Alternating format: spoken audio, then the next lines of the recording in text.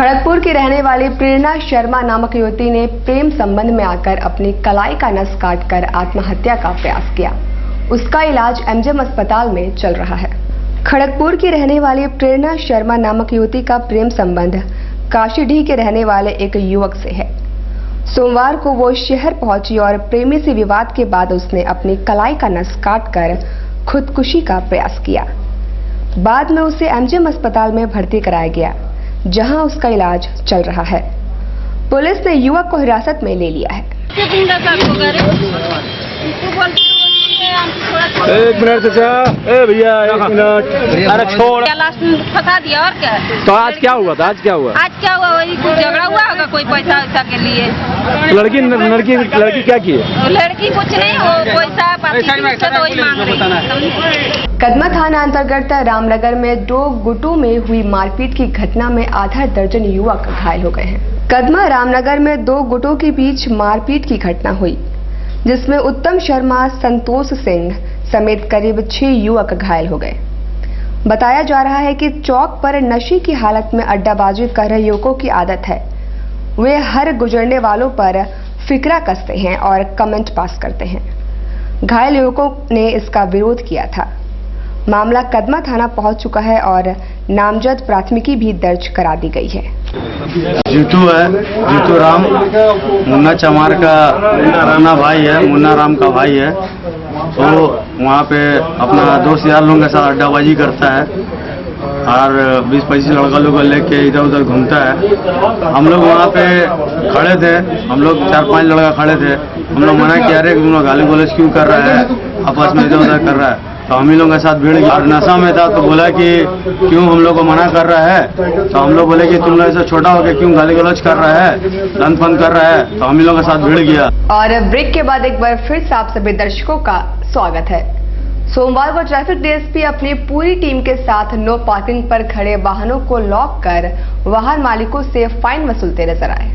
साक्षी के विभिन्न इलाकों में ट्रैफिक डीएसपी नित्यानंद ठाकुर अपने दल बल के साथ जांच अभियान में लगे रहे। इस दौरान नो पार्किंग जोन में खड़ी कई 4 चक्के वाहनों को लॉक कर दिया गया। बाद में फाइन वसूल कर उन्हें छोड़ दिया गया।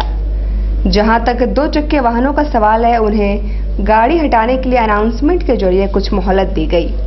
बाद में वाहन नहीं हटाने में उनसे भी फाइन वसूले गए। अन्यथा सभी पर फाइन चार्ज किया जाएगा। नो पार्किंग जोन में जिनका भी वाहन खड़ा है वो 10 मिनट के अंदर यहाँ से हटाएंगे, नहीं तो सभी पर फाइन चार्ज किया जाएगा।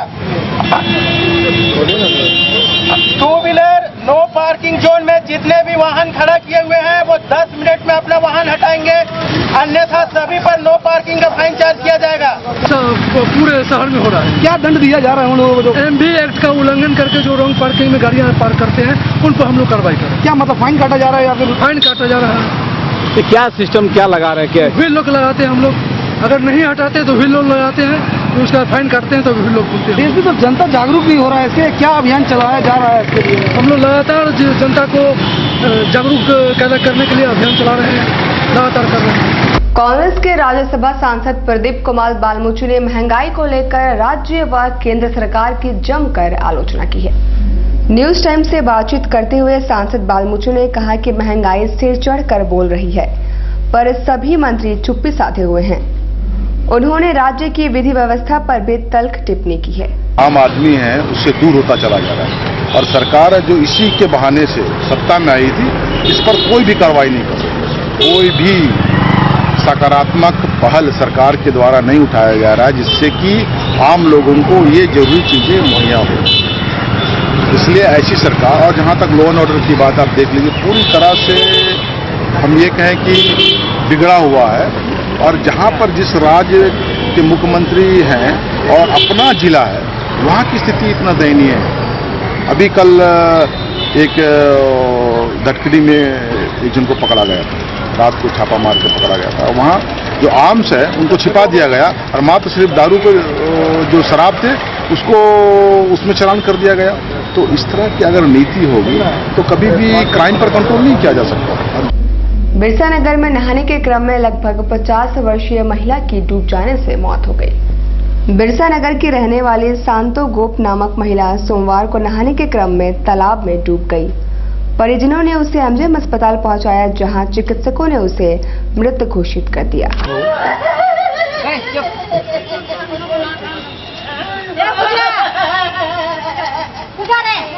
ऐसा तालाब में डूब गई औरत, तो हॉस्पिटल लेके यहाँ लेके आए। क्या डॉक्टर क्या बोला? डॉक्टर बोला कि नहीं अभी डेथ हो गई। रात्रि कहाँ है? 2B में। बिष्टुपुर स्थित श्री कृष्ण सत्यनारायण मंदिर में 2 से 8 सितंबर तक भागवत कथा का आयोजन होगा, जिसमें बड़ी संख्या में भक्त जुटेंगे। उक्त जानकारी संवाददाता सम्मेलन बुलाकर दी गई। सांस्कृतिक कार्यक्रम जन्माष्टमी मंदिर कमेटी की तरफ से बिष्टुपुर में मंदिर प्रांगण में हम जन्माष्टमी के शुभ अवसर पर श्रीमद् भागवत कथा का आयोजन कर रहे हैं। पिछले 15-20 सालों से लगातार इस शुभ अवसर पर अपने संस्कारों के संरक्षण के लिए अपनी जिम्मेवारी को निभाते हुए इस प्रकार के विभिन्न कार्यक्रम हम लोग करते हैं। रे ऑर्गेनाइजेशन की ओर से मानगो क्षेत्र में लगाए गए निःशुल्क दंत चिकित्सा केंद्र में दंत रोगों से पीड़ित लोग लाभान्वित हुए।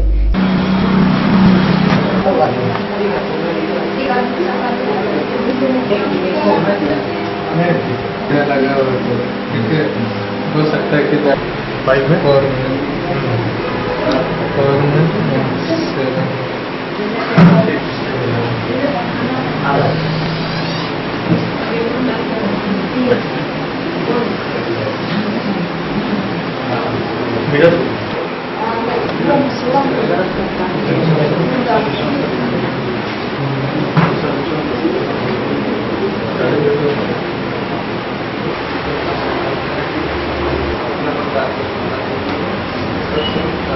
ये कैंप सुबह 10 बजे से लेकर के 4 बजे तक चलेगा। किस संस्था की ओर से?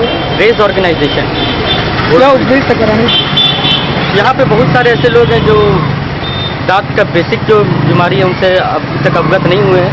हम लोगों का कोशिश है कि उन लोगों को तक जाएं, पहुँचाएं और जो बेसिक नेसेसिटी है उन तक उनके बारे में उनको बताएं।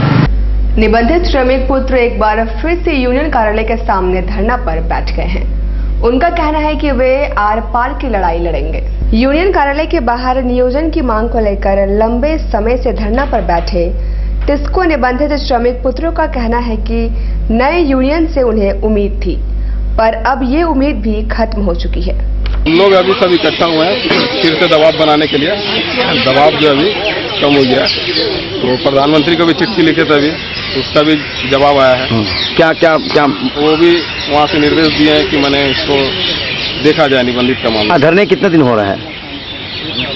ये तो 10 साल से ऊपर हो चुका है। इसी गेट से इसका मांग हम लोग सिर्फ नौकरी है, जितना निबंधित है सबको नौकरी मिलना चाहिए और जो भी ठेकेदार लेबर है अंदर में अस्थायी प्रवृत्ति का काम कर रहा है उसको हटाया जाए। टाटा स्टील के अधिकारी आनंद सेन को सोमवार को इंडियन इंस्टीट्यूट ऑफ मेटल्स के वाइस प्रेसिडेंट चुने जाने से उन्हें सम्मानित किया गया। टाटा स्टील के TQM एंड स्टील बिजनेस के प्रेसिडेंट सह IIM जमशेदपुर के परामर्शदात्री समिति के सदस्य आनंद सेन को सोमवार को सेंटर फॉर एक्सीलेंस में हुए एक कार्यक्रम में सम्मानित किया गया।